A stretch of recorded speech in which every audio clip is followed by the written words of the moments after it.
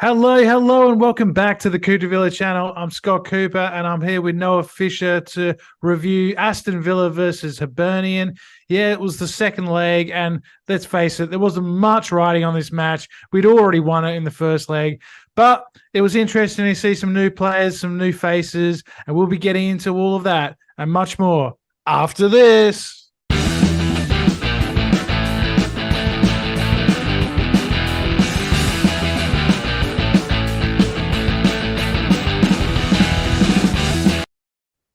Okay, so yes, it was midweek football. It was European night at Villa Park, the first one in 13 years, and Hibs came down from north of the border to take us on. They were already 5-0 down, but boy, they brought a lot of fans and they made a lot of noise, and it was a great atmosphere at Villa Park. And Noah, great to see European football back at Villa Park. And even though the result was pretty much done and the game was a bit of a non-event, the atmosphere and just the excitement around the fans was there to see. And I'm really looking forward to this group stage coming up.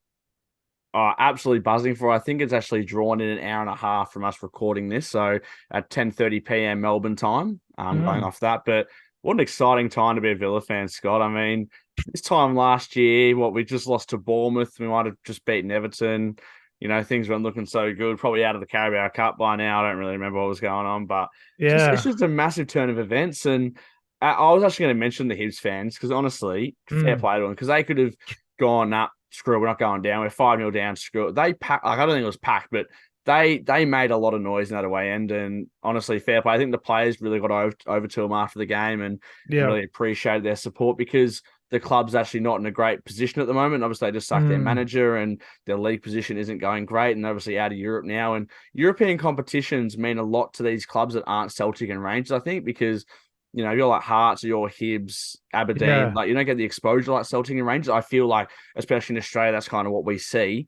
Yeah. So it's massive for them, and they would have been hoping coming into this tie they could have somehow beaten us and gone on through. It wasn't to be for them, and lucky for us, we go on through with an 8-0 aggregate win.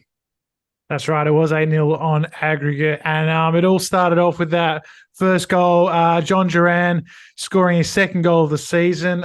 Beautiful ball from Pal Torres. Unbelievable. That's one of the things I think we're really improving this season. And, towards the back half of last season is these balls out of defense that, we've just got so much confidence for someone like a Pau Torres to pick up the ball at the back and we knock it around, we sort of slow it up a bit, and then it's just boom, we break the lines and we're in on goal. And it was a great ball to John Duran and a really tidy finish. I mean, that's something we've always been thinking about John Duran. Like he was always so close last season to scoring, and he was just his first. I know his first touch against Everton wasn't great, but the way he was so composed in that situation to score that goal last night was just full Yeah. credit to him, honestly. And it's not an easy goal. Like you can easily rush that. I mean, I'm no good at football. I probably wouldn't have scored anyway, but we've seen strikers have howlers and not put that away, and you got to give credit to the striker. And I'm hopefully John Duran can really lift from this. 2 goals early in the season. He didn't score in the back half of the season at all for us. And I mean, you mentioned the back line. Is there a Premier League side with as much centre back depth as us at the moment? I mean, we just signed Lenglet from Barcelona. You got a feel for Callum Chambers because, he finally came up the pecking order with the unfortunate injury to Mings, and he's slowly gone straight back down the pecking order. Yeah, I mean, the Longley one was a bit of a surprise to me. I mean, he struggled a bit at Barcelona. He struggled a bit at Tottenham when he was there on loan. But then I realized that he was with Emery at Seville before he went to Barcelona. I wasn't aware of that until recently, and so that makes me feel a lot better about it because he obviously has seen him. He's worked with him. He knows him well. And I mean, let's be honest, he's probably going to be third or fourth choice. He'll probably play some games in Europe and that sort of thing. Yes, but we needed probably another body when Tyrone went down. And that's pretty exciting. And I'm really excited that it looks like, I mean, the window is still open for a few hours now, but it looks like we're going to keep Digne. Emery did talk about it in the post-match press conference that he's staying. So that's really good. I think that's positive. And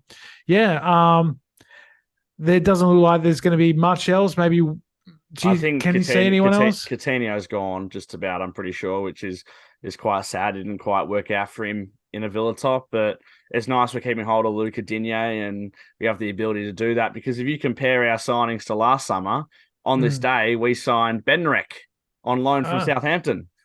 Ooh, well, it's an upgrade. Longley, Bender, yeah, I'll take I'll take Longley any day of the week. We're going in the right direction, aren't we? But yeah, nice. Absolutely.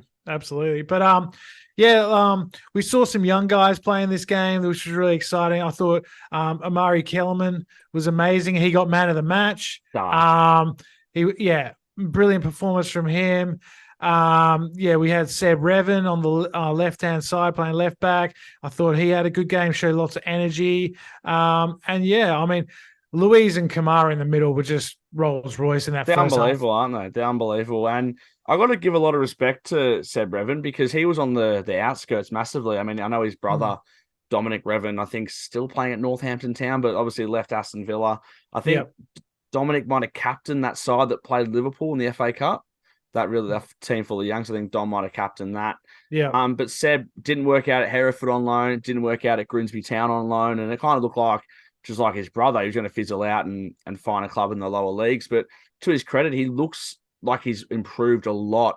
I didn't see a lot of him last season, but if Emery's going to give him a start in a European game, I know we were up 5-0 and there wasn't a hell of a lot that could go wrong for him. But yeah, I think he's someone that could hang around and learn off the likes of Digne and Alex Moreno and just develop his game even further.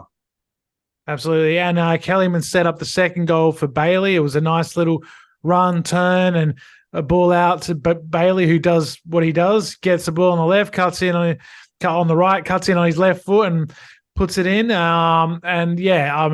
If the game on the night was done at that point and, the tie was already done. But it's good to see, Kellyman given his chance. I was a bit surprised O'Reilly didn't come on. I would have liked to have seen a bit of O'Reilly and, because, he's been killing it in the sort of under 23s. So, it's a bit of a shame, but I guess he wanted to give minutes to the likes of Dendonka and these kind of guys. So, I think a lot of people were sort of a little bit upset with the fact that we brought on the likes of Ollie and this sort of thing. Like, what are we doing with, let's rest them for the weekend. What were your thoughts on that? I don't think there's anything wrong with it. It's not that they played a full 90. Ollie got 20 minutes. Keep the legs ticking over. Keep the legs ticking over. It wasn't like he was going to go full pelt or anything. He was just keeping the legs ticking over. If he had a chance to score, who knows? But I have absolutely nothing against that at all. John McGinn came on as well. Against his old side. Again, nothing wrong with that at all. Just keep your momentum going. Keep the legs ticking over and bring on Liverpool. I don't think I've ever been this confident going into a Liverpool game. Like, I actually think we could finally win at Anfield. Well, we'll get to our predictions and we'll look forward to Liverpool in a bit. But let's finish off with the third goal. And it was another substitute, Matty Cash. He's just on fire. Everything he touches turns to gold. It's incredible. It's a turn of form, isn't it? 110 days without scoring, and you score 3 in a week. I know, and it was another great goal. He plays the ball in, makes the run, gets it back, and Tillemans, who I thought looked really good. He played I think pretty much a full game, and I got to actually mention Tillemans. I'm not sure you've seen the videos floating around on social media that he was at Villa Park until after 11 o'clock, signing autographs and taking photos after the game. And someone that's only just come to the club, that is incredibly nice to see. I mean, some players just jump in their cars and get home, especially after a game that finishes that late. Pure respect and class to Youri Tillemans, that's for sure. Absolutely. And I think he's really trying to buy into this, this project that we've got going at Villa with under Unai Emery. I think he's, he's been patient. He hasn't been starting. But, I don't think he's the kind of guy to sort of, throw his toys out the pram. He's, pretty level-headed. And I think he realizes that he'll get his chance. And, there's going to be a lot of games this season. And, he'll get his chance, and let's hope that he makes the most out of it, because he is a great player, and I think he showed some really nice touches and some real class in that midfield last night. Oh, Yuri Tillemans is a class player, and I don't think he would have come to Villa thinking I'm going to play every game. I'm going to play every game, every minute, because he would have known who we have, that he's really fighting for the positions mainly of Kamara and Louise. And I know he can play a little bit higher up, but that's kind of his main box to box sort of position that I think he played at Leicester, and he was very successful there. But I just think he's going to be just an amazing squad player. I mean, to bring him into a team like that off the bench most weeks is incredible, to have that sort of capability. And I know we've kind of sold a bit of depth off, and I think more's going to go, but Yuri Tillemans, he's just a class actor, someone that I've always admired when he was at Leicester, and now he's actually a Villa player. I'm still kind of pinching myself that we have a guy that can score a worldie here and there, which we haven't really had someone with his ability in a very long time in midfield.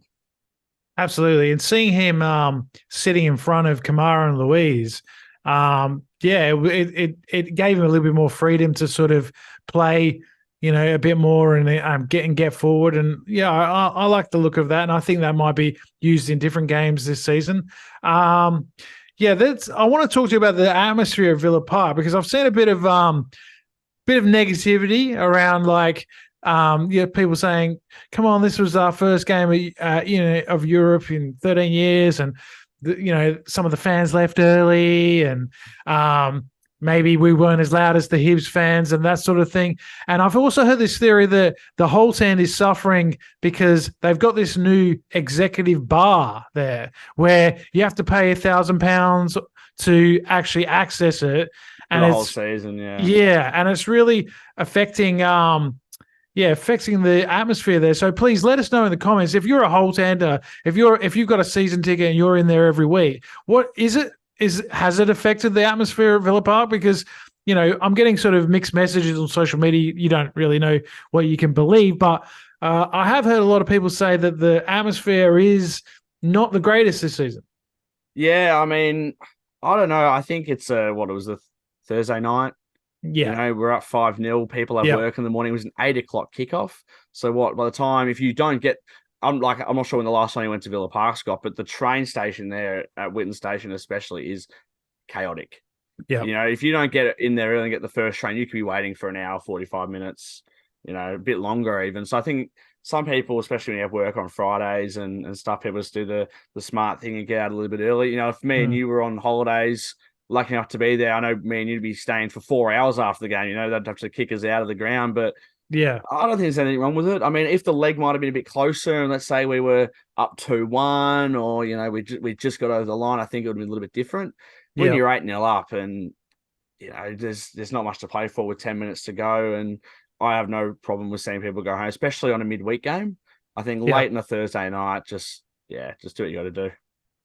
Absolutely. And I think, while when the competition gets to the pointy end and we start getting into the group stage, I think it's going to really build, and it's going to be something special, hopefully, this season, and we can go really deep. I mean, we're looking at some of the teams that we could possibly draw. It's we're in pot 2, so we'll probably get a pretty big name in our group, like a Frankfurt or someone like that, maybe. It's going to be interesting to see where we end up if we get some trips to Iceland or Slovenia or Slovakia, or there's some weird and wonderful places that we could end up going to, and I think it's going to be a really good experience for the players, and something that's going to put us in good stead, I think, not only in this competition, but in the Premier League too.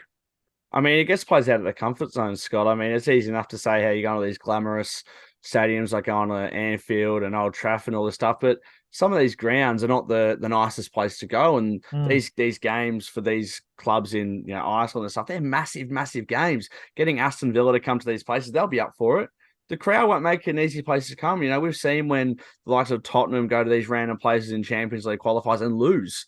They get done just because of how the atmosphere can actually turn. So it's going to be a good learning curve. And I think we have to be switched on to win. It's no teams in this competition because they're no good. You know what I mean? Like they've got to qualify for a reason. So I don't care where they're playing. You got to beat them. And they've got experience. Like these sort of teams, like, the Ferencvaros, the Bodo Glimps, these sort of teams, they're in Europe every single year. Exactly. It might be the Europa League, it might be the Europa Conference, the Champions League, depending on how well they're going. But they're qualifying every single year. So, they're going to have that over us. And like you said, we're going to have some really tasty atmospheres and some really sort of tough away legs. So let's see how we go there. We also had the draw for the next round of the EFL Cup, and it's Everton at home. The Cooper Cup. I know, and at Everton at home, we do pretty well against. I was shocked it wasn't Manchester United away. Yeah, look, next round. Don't worry, yeah. We'll get them along the line. It probably will, but no, it's another good opportunity to beat them and to hopefully progress in that tournament. They beat Doncaster 2-1, and Doncaster are currently bottom of League 2, and apparently they were 1-0 behind, and Doncaster was actually looking quite good in that game. So that's a bit of a worry for them. They're obviously going through a real tough time, but I hope they don't find form before we play them, because let's hope we go through on that one. They probably will be too focused on the Premier League, I would say, to worry too much about that game. But they've obviously got a massive game this weekend against Sheffield United. So so what did you think of that draw? I just hope it wasn't Manchester United, to be honest, because I back us to beat most teams, and I think we could, playing Everton at Villa Park, I think we should knock them off and keep going through. And I think a lot of Villa fans, I'm not sure if the ceiling's too high at the moment, but I think silverware is just on everyone's mind right now. I don't care if it's the Conference League, the Carabao Cup, the FA Cup, the Premier League. It's not ruled out of that. We could do a Leicester City and why not, and win the Premier League. But I just think we can go far in this competition, and I'd love to see us go to the final in one. I mean, I've only seen, I think I was saying this here not long ago, like 3 cup finals maybe in my lifetime. I remember the United one, the Vidic should have been sent off, the Arsenal thumping, and then the Man City one. So besides obviously the playoffs, but I haven't seen many finals in my time, so I'd love to see a few more. Yeah, it's been a long time since we won one. 96 against Leeds. It'd be great to win the Carabao Cup, but a long way to go. And long way to go in the Europa League Conference. We'll have to wait and see who we get there. But let's look forward to Liverpool quickly before we go. And they've obviously they've lost Van Dijk. We've got Zaniolo, who's like chomping at the bit. Will he get a start? Well, what are you expecting at Anfield on Sunday? Look, I don't think Zaniolo will start. I think it's good to have him chomping at the bit, but I just don't think you can change that team, can you? One that played at the weekend against Burnley. I think that's our go-to team. You might be able to go back to a back 4 maybe and drop maybe Diego Carlos and then bring Bailey in. Bring Bailey back in. That Bailey's in red hot form. He's actually in great form, and it's great to see, because a lot of people won't know as Tommy has been riding him off for quite some time, and it's good to see him getting some goals and getting some good return. That's it. And those people that are in the comments that were having a bit of a go at Tommy, cutting people off, well, he's not here today, so we're actually not talking over each other. But but that's Tommy, like he's always got someone to say, and that's why he's on this podcast, because sometimes it's good, sometimes it's bad, sometimes it's ugly, but you never know what's going to come out of Tommy's mouth. And we love having him on there, and he apologizes for not being on here tonight, but he will be back for the Liverpool game, no doubt. And let's look forward to that. And Noah, let's hope we get a good draw tonight in an hour or so when the draw comes out. I'll be watching that. I'll be watching that for sure. And I just want to say, Tommy was the only one that has predicted a Villa win for this Liverpool game. So I just saw, so he went 2-1. Aman and myself went 1-1, and you went 2-2, Scott. So I did. With the pride of being the Coupe de Villa predictor winner at stake, there's a lot on the line. But I'd like to say, though, the support from everyone in the comments especially the last episode was through the roof. I know Tommy gets some controversy. There's some really nice comments in there as well. So yeah, just unbelievable support. We love doing it, Scott, don't we? We do. And and with this European football. You're getting more episodes. So, yeah, we're enjoying it. And I hope you guys are too. If you are, please like and subscribe. Please tell a friend. Follow us on Spotify. Give us the 5-star ratings on Spotify. All of that jazz. And, leave a comment. Let us know what would be your dream draw for the Europa League conference. What would be, what sort of teams and what sort of places would you like Villa to go on? And what do you think the team will be like for Liverpool on Sunday? Yeah, so leave all that in the comments, and we will see you all after Liverpool on Sunday. Up the Villa. Villa. See you next time.